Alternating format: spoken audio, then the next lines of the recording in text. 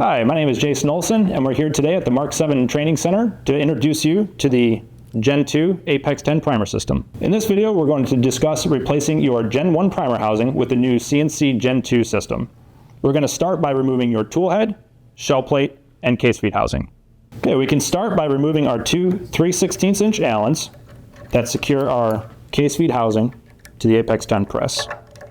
We can set that off to the side and lower our tool head to the bottom position. Using our big 1/2" Allen, we can loosen our main tool head bolt and lift our tool head back to the top of the stroke.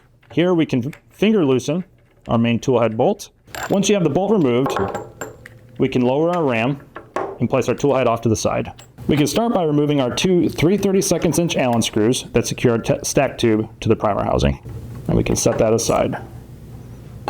From here, we'll use our 1/8" Allen and we'll release the main screw in the bottom that connects our pivot link arm to the primer housing. Using your 5/32", we're going to release the two main screws, one on top and one on bottom. Now you can lift your primer housing up and off of the press. From here, we can inspect our primer punch and spring, make sure that there's no extra dirt, debris, or buildup, clean off anything that shouldn't belong, and simply reinsert your new CNC housing in place.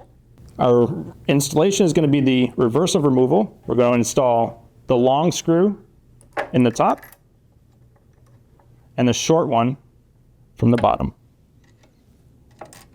We will reinstall our shoulder bolt into our link arm and secure that in place with our 1/8" Allen. Now we can reinstall our stack tube and resecure our 3/32" Allen screws.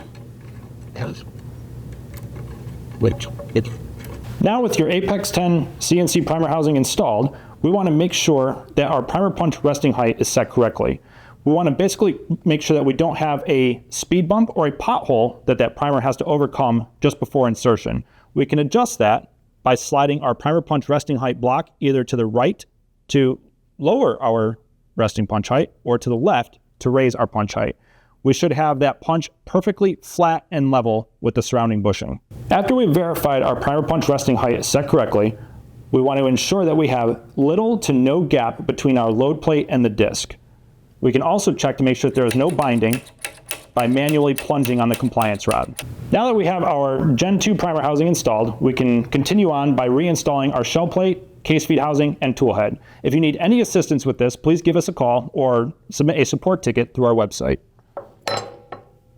To install our shell plate, we can simply drop that in place, make sure that we get underneath our two case feed retainers. We can reinstall our main shell plate nut, and we will get this nut good and hand tight. We don't want any flex or wiggle in the shell plate after reinstallation. We can retighten our four 1/8" Allen set screws. Just snug these up. They don't need to be over tightened. They do have a nylon tip on the end of them. Reposition our retention spring. Now we can position the tool head in place and move your ram to the top of the stroke. We want to hand tighten only our main tool head bolt. And next we want to make sure that our four 9/64" Allen bolts for our external guide rods are all loosened up. Now we can move our tool head to the bottom of the stroke and perform the final tightening of our main bolt. From here we can manually operate the press several strokes, make sure that our guide rods are aligned and sitting where they want to sit. We'll move the tool head back near the bottom just so we have just enough access to re-snug all four bolts on both of these bushings.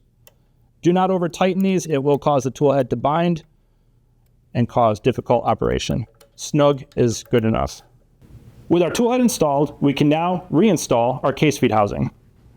We'll hold this in place and lightly tighten our two 3/16" Allen bolts. You should see we'll have some wiggle here. Before we fully tighten these two bolts, we want to apply upwards pressure to the case feed housing.